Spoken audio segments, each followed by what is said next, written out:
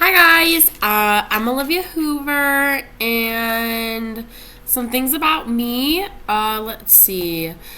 My current job is I'm a gymnastics instructor for the ages of 4 months to 12-year-olds. So that is very exciting that I already have some experience working with younger kids, and especially in like that early childhood. Like I said, I teach from 4 months to 12. I'm repping my work shirt right now.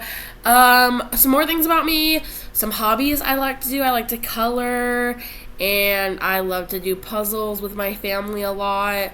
Let's see. My favorite movie, I have to say, is Perks of Being a Wallflower, because it just touches so much on like the life of young people that a lot of movies don't really get. So that's very good.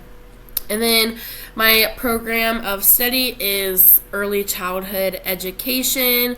I plan on being a kindergarten teacher after I'm done with all of my schooling. But yeah, that's about it. That's a little bit about me. Thanks.